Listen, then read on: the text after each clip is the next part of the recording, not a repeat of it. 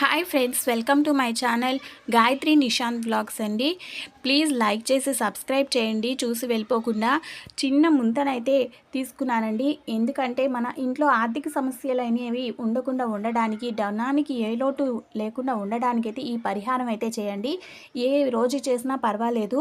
మీరు పూజా మందిరంలో పెట్టుకుని ఒక 1 వీక్ కావాలంటే 1 వీక్ పెట్టండి, లేకపోతే 1 మంత్ పెట్టి తర్వాత తీసేసి ఇవి 5 కాయిన్స్ వేసుకోవాలండి. ఫస్ట్ అయితే 5 కాయిన్స్ ఏంటంటే 1 రూపీ, 2 రూపీ, 5 రూపీస్, 10 రూపీస్ ఏ కాయిన్స్ ఉంటే అవి వేసుకోండి.